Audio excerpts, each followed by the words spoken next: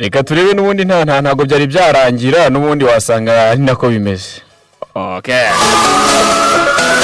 Ati zose bazice naho ubundi nibitaba ibyo ngibyo sinzi ko biri buze gukunda pe zose bahere ruhande bafunga Radio Gukalo.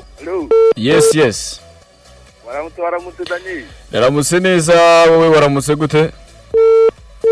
Murongo racitse banza bita mugendekeye neza ari buze kongera. Yes, ahiwanyu muri quartier bimeze gute izi nzoga bari kugenda baca umunsi kundi ese muri kubyakira koko bakazica cyangwa Radio Gukalo? Yes, musirika. Bimeze bite big man? Yo anabana ambassadeur kwizera Emile Edison ndihuro. Ihuro mu Gakenke na amahoro? Yo na amahoro ejo ubwo turagutumiye dufite umuganura ku rwego w'akarere uzabera iwacu Gakenke Muhondo ubu. Ejo ku itariki 7 kandi koko no umuganura di. Ejo gose mwahakira naribi. Ni imuhondo. Muhondo iwacu huro. Ewana. Mono yari uburyo hagera kabisa ubundi muragahita aguteregarama akaguhamagara akakubwira ati bite ko twahageze. Yo anamba marimba ndimo centre kabisa mari kabisa urebye naribi. Abanyamakuru bagenzi bayo baba hari benshi. Nikumva wageze gose ibintu wahareba ku muco. Ewana amatekera aho araboneka. Imyumbati ibijumba ahubwo ibijumba nta bintu bihavuze Gakenke. Hanyuma mwebwe kuri bino bintu bya Kevantise na za Jiribisi za Konyagi muri kubitwaramo gute muri iki gihe? Ewana musirikare urana natwe turacuruza ako turatuboro twitwisha abantu bya hatari. Ubwo uri umucuruzi na amahire kandi none abacuruzi ngo mwajyaga mubabwira muti ngo dore iki nicyo kirangiza vuba. Naye baze ngigisiga ngo iki ntabwo twari twiza rimwe nibwo umukuru wacu w'igihugu yavuze ati rikeri ya magana 500 koko tuyoga kandi wareba ko kugasanga urubyiruko turatuntu twadukundaga cyane. Ni ikibazo gikomeye. Nabifatira imyanzuro twabikuyemo byavuyemo nta nubwo abibona byabaye na by'imari. Ariko biriya myanzuro twabonye ariyo. Abaturage bo muri kubona bari kubyumva cyangwa hari abari kugaruka babwira ati shankana ndwana aho reba ko kambonera. Nyine baraza babishaka kubera uwamenye ibi iyo byabwenge ntago bari babyikuramo. Ariko iriya myanzuro twasanze ariyo gose ubu ngubu ahantu twasangaga barimo banywa ngo icyuma bakimenera mu nzira usanga bibatabira umura wambaye n'inkweto ebana. Na biriya bivide ntago byari byiza. Okay, aho ni sawa noneho reka dukomeze twizere ko birakomeza kubahirizwa. Bicike gose bigende n'ubwo ngubwo bahombye twahombye abungutse bungutse. Oya ariko buriya nta kintu na kindi ntekeza ko waba uhombye kandi uramuye ubuzima bw'abantu benshi. Ni wenda harimo bari bafite imari nyinshi bagenda bavuga ati ariko biriya myanzuro yari ngombwa gose biriya bintu ntabwo na hano urubyiruko rwari rumo gwerekeza. Asante sana Emile Dijon. Sawa turi kumwe. Sawa. Ati natwe twabicuruzaga rwose hano ihuro mu karere ka Gakenke muri Muhondo rwose atariko twamaze kubikura mu maduka abaturage urabona ko bari kugenda babyumva ati gake bizagenda bikunda. Radio Gukalo. Hello Huguka. Yes hello. Aramutse neza. Ego naramutse neza wowe waramutse gute? Aramutse neza no mukonzi wanyu Manishimwe Elia. Manishimwe Elia uherereye hese? Hano mu cya kabiri. Mu cya kabiri hano hirya uri umuturanyi? Ndi umuturanyi hano hirya kwa Haji imbere yo kwa Haji. Naho ni sawa cyane aho kwa Haji se abantu urabona ntago bari gukomeza kugenda baka uturikeri. Hano rero abantu bamwe barakaye wagira ngo bafushije ubwo ngubwo ni bamwe badukunda. Yego. Ubwo uraca ku muntu akamenya akabatireka ntabwo narwaye. Ubwo ariko kuba babiciye ni ikintu twashimye twagikunze. Ati shesha ugira ngo ndiho. Ati ntago ndi hose wapi byanze hari ikintu ndi kubura watekereza nyine ukumva bizagenda biza buhoro buhoro ariko biragoye ko bazamenyera bamwe oya bazamenyera impamvu bataramenya nuko nyine bari bamaze kumenyera ibyo bintu noneho umubiri ukaba watangiye kugira ngo utangire wisuganye wishire ku murongo biratwara iminsi mike ariko bazabona ko bimeze neza yego ariko barabagakuye no gutunga itoroshimo hariya hejuru yaho ubundi biba byarakozwe mbere naho se ubu ngubu ubundi reka nkubaze yego ko hari n'ubwo hasohokaga ikintu cyane cya RCSB ko biherewe uburenganzira sitasiyo bisobanura yego ese buriya ko byabaga biriho kandi n'ubundi kandi ari abo bayobozi n'ubundi bagenda bakabikomanda ariko ntacyo buriya ubwo byamenye bariya bazabikosora kuva byamenyekanye buriya bari buze kubikosora kandi bizanadufasha natwe no mu mutekano wasangaga wahuraga n'umuntu ugasanga yasinze hari n'uwari uherutse gukubita undi kizide Eliya none ntago wabonaga ko wenda nka ugasanga nka mu gitondo cya kare cyane umuntu rwose afite icyo cyuma yamaze kurangira burundu muri iyi minsi byo sindabibona ariko ibyo nabonaga mbere muri iyi minsi usanga n'ahantu bacuruza hariho ingufuri muri iyi minsi biri kugenda bigabanyuka muri iyi minsi ubu ngubu nta hantu hapfa kubona bari gucuruza wapi n'iyo bagiye nko kugura nk'ikintu wenda ashobora wenda nko guca mu rugo ariko nyine ubona yuko bahabutse nyine nta kundi turakomeza kugenda tubyubahiriza gake gake kandi biri buze gukunda kugira ngo turinde ubuzima bwacu sawa Ogita Eliya hariya mu cyaka biravuga ati rwose ibintu biba byarakozwe mbere hakibaza atese ubundi ko tubona ko bimwe byasohokaga biriho kiriya kirango cya RSB Rwanda Standard Board bivuze ko byari byemewe none kuki bihindutse nyuma bakavuga bati biriya bintu ntago byemewe impamvu nta yindi byasobanuye kenshi ko yego ziranganda zahabwaga n'ubundi ibyo byangombwa by'ubuziranenge ariko byamara gutangira gukora ugasanga bihinduye ibyo byemeranyije n'inzego za leta ugasanga batangiye gukora ibindi nimba baravuze ko bazakoresha ibitoki gusa nimba baravuze ko bazakoresha wenda izindi product nazi ugasanga batangiye kongeramo amatafari ugasanga batangiye kongeramo iki ni ikibazo gikomeye cyane noneho ikibabaje ngo bakongeramo n'ibindi binyabutabire birimo za heroine za kokayine n'ikino etanolo na metanolo urumva ni ikibazo gikomeye cyane cyari gikenewe ko hafatwa ingamba nyinshi hanyuma bakareba se biri kubahirizwa gute kandi se n'iki twakora kugira ngo turinde ubuzima bw'abaturage kuri ubu ngubu noneho uretse ibya hano mu Rwanda gusa twayambutse n'imipaka y'u Rwanda hanyuma n'ibinyobwa byo hanze byamaze gucibwa ku butaka bw'u Rwanda mu kanya gato ndaje tunyuremo itangazo ryaraye risohowe na Rwanda FDA ni ikigo gishinzwe ibiribwa n'ibinyobwa ubwo ngubwo ndetse n'imiti hano mu Rwanda ubuziranenge bwabyo ubwo ndaje turebe icyo bavuga kuri ibi binyobwa. Turn up. We gonna run this thing off like this. Let's go. We're playing the greatest hits of all time. 105.9 FM. Gute se kuki byarinze bigera aha hose inzego za leta zakoze iki nibyo abaturage abo twavuganye ku murongo wa telefone bakomezaga bibaza ko ati sundi kuki byageze aha ngaha hose kuki batari barabiciye mbere hose ariko kigaragara cyo cy'inzego za leta zagiye zigaragaza umunsi kundi nuko ngo aba bantu bahabwaga ibyangombwa ugasanga nyine bihishe nyuma y'ibyo byangombwa bamaze guhabwa nyine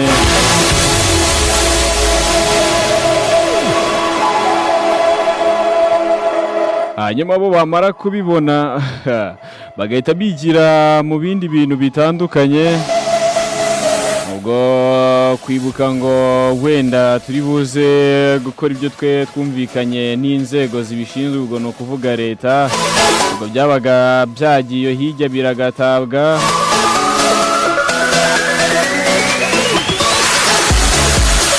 Kwibuka ngo hari product tutagomba gukoresha kuri ako tutabyemerewe, ubwo nabyo byabaga byarangiye, ndetse n'ibindi byinshi bigiye bitandukanye aba bacuruzi birengagizaga. Muri make barebaga inyungu zabo bwite aho kureba inyungu cyangwa se kwita ku buzima bw'abaturage.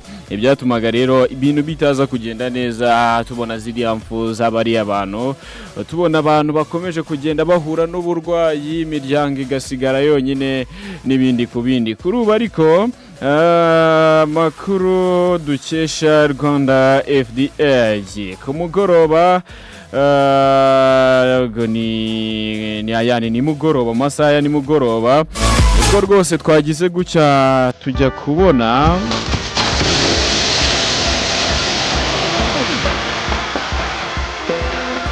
rwose ibicuruzwa bigera muri 54 bigera muri 52 bihagaritswe kwinjizwa mu gihugu ndetse no gucuruza ibyo biyobyabwenge. Ibyo binyobwa ni ibihe? Nihangane n'ibyiti ibiyobyabwenge, ariko ni n'ibiyobyabwenge, nta mpamvu ni ibiyobyabwenge kabisa.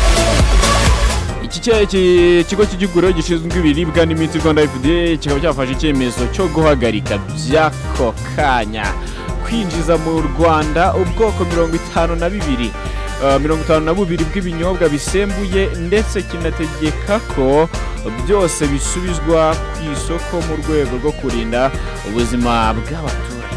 Byose bikurwa ku isoko. Yumve neza nga cyategetse ko byose bikurwa ku isoko.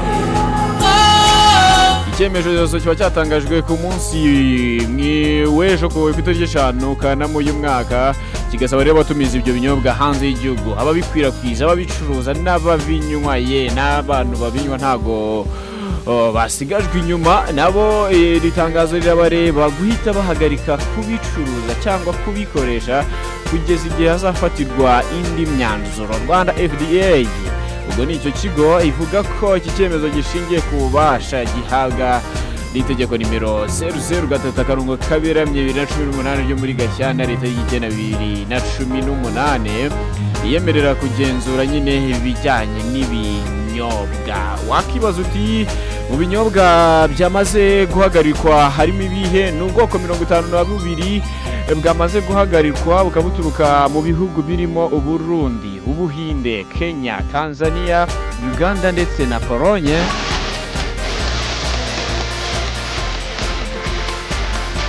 Muri bwo harimo ubwitwa Karibu Gin from Burundi, Dinyo Premium Whiskey from India ni mu Buhinde, Yellow Designer Whiskey mu Buhinde, Zoya Premium Gin, Cabana Coconut Rum, Black General Premium Whiskey, Bazoka Strong Whiskey, Magic Moment Chocolate Vodka, Kenya King Gilbis Gin, Safari Gin, Cognac, Diamond Lock Gin, Confire Gin, Bon 7 Whiskey, X5 Gin, X5 Whiskey, Jones Gin, Club 5 Gin, Tembo Liquor, Gilbis Favorite Gin, ndetse na V&A Imperial Liquor. Nizo ngizo, hari n'izindi nyinshi ubwo navuze hano njya kugira ngo za Kevanti mwamaze kuzumvamo, za Gilbis, za Bazoka, za Cognac, ngira ngo zari zimaze gukwira hirya no hino mu gihugu. Nta bantu batari bazizi kubyo bavuga ati ja nkorera aka kantu nzakugurira ka Cognac, nkorera aka kantu nzakugurira ka Bazoka. Inzoga zari zimaze gukoreshwa nk'ibihembo hano mu gihugu cyacu cy'u Rwanda. Gukora shazi gukora ariko bakaguhemba ibiyobyabwenge kweri. bamwe bavuga ati rwose mu gitondo cya kare ugasanga umuntu yasinze n'ikibazo gikomeye. Rwanda FDA rero ikaba yavuze ko uru rutonde rushobora kongerwamo ibindi binyobwa mu giperereza n'ibikorwa byo kugenzura bikomeje. Ibi birasubiza wa muvandimwe wari umaze kumbwira ati none se Daniel ko ubona bari gufunga bimwe na bimwe none biri buze kugenda gute manje? Ibuze kugenda gute? Ngiye numvaga ku rwange ruhande byose baza bakabifunga bakabiboroka, hanyuma tukamenya ngo ubwo ngubwo ikiyobyabwenge ku isoko kiracitse burundu. Tugiye kuyoboka gakondo, urwagwa gakondo, tugiye kuyoboka juice, ariko nazo zujuje ubuziranenge, nazo twarabibonye harimo zitameze neza. Tugiye kuyoboka imitobe. Ikigo rero kigasaba abafatanyabikorwa bose kubahiriza aya mabwiriza, gishimangira ko iki cyemezo cyafashwe hagamije kurengera ubuzima rusange mu gihe ibikorwa byo kugenzura no kubahiriza amategeko bikomeje. Umunsi ushobora kubona muri karitsiye utuyemo hari abayobozi bakomeje kuza bagenda basatira aho ukorera cyangwa se ahandi ibintu bikorera. Nyaboneka mutaza kubagora mu bibahereze kugira ngo dukomeze turinde ubuzima bw'abaturage ko bushobora kononekara, ko bushobora kwangirika. Kandi baravuga ngo, Abanyarwanda baravuga ngo amagara araseseka ntayo.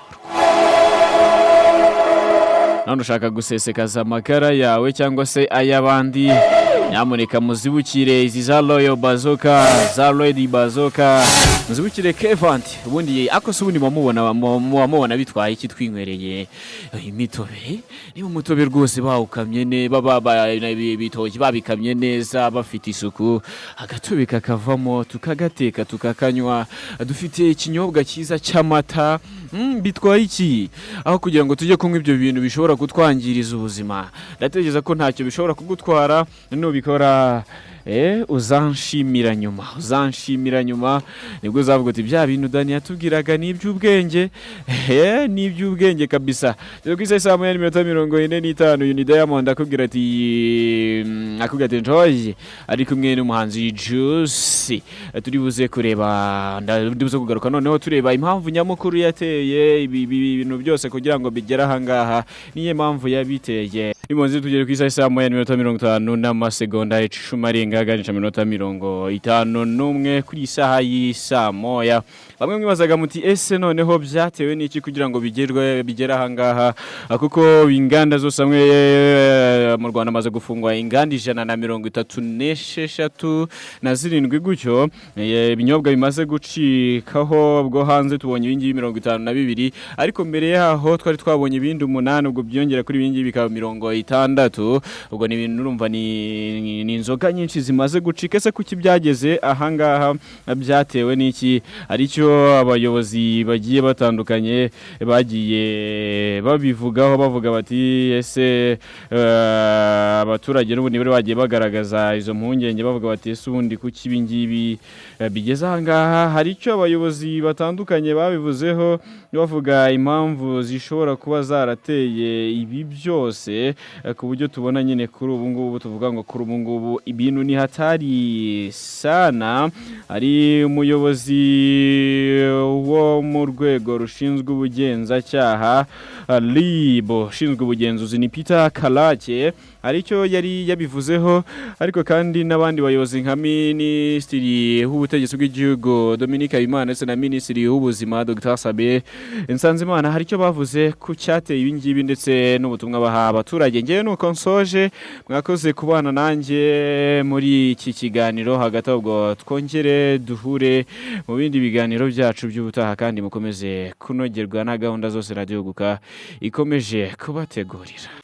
Izi ngano zihishe inyuma iterambere ry'inganda, ndetse zimwe zihabwa n'ibyangombwa, ariko ibyo nzego za leta bumvikanye bajya gukora, bavuye inyuma bajya gukora ibindi bitandukanye, ndetse bimwe bitari mu buziranenge gusa, ariko bigize n'ibyaha ibyo bakoraga. Iperereza icyo ryagaragaje nuko abantu, imashini cyangwa se uburyo bavanga ubutariro bwemewe, ibyo binyabutabire bavanga kugira ngo inzoga ishye, byo bandikiwe cyangwa bemerewe gukora ntabwo ari byo bakoze. Mu iperereza ikintu cyavuyemo nuko abenshi bakora nta byangombwa cyangwa se byarangiye. Abandi ugasanga ibyo avanga muri iryo cupa ntabwo byemewe, nta nubwo byigeze abigeze abiherwa uburenganzira. Icyo kinyabutabire gituma bahuma ni icyitwa metanol. Metanol ni ikintu kitanyobwa n'uburozi. Ibyuma rero akenshi usanga ari 40 hejuru na 50, hari n'izo twapimye dusanga bigera no muri 90. Iyo ngiyo wanayicana wishiza hakanashyuha yakwaka. Ibaze rero igeze mu mubiri w'umuntu, nibyo wumva nyine bijyamo bigatwika byose. Ni umubyeyi uhetse umwana akagasomaho, ubwo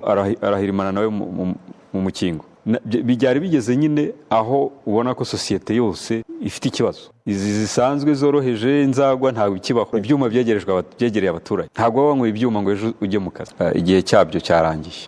Dufatanye tubice, biraza gufasha ubuzima bw'abantu benshi, cyane cyane urubyiruko. Ntabwo rero watangira ibyuma ufite imyaka 18 20 ngo uzageraho umarira igihugu akamaro, uvemo umuyobozi, uvemo ingabo, umupolisi, ube umuntu wese wagirira igihugu akamaro waragiye muri ibi bintu. Cyo dusaba abanyarwanda bose mu byiciro byose no kugira ikibazo tugifata ikibazo cyacu tukagihagurukira dufatanyije. Hanyuma nk'uko itangazo rya FTA ryasohotse ribivuga, mwabonye ko hari ibicuruzwa ziriya inzoga tugira inama abaturage ukutongera kuzinywa, ndetse ahubwo bazifite bakazigaragaza kubera yuko nyine zitemewe. Turasaba rero abaturage ko babigiramo uruhare, bakamenyesha inzego z'ubuyobozi aho babibonye kugira ngo bikurwe ku isoko byo gukomeza kwangiza ubuzima bw'abaturage.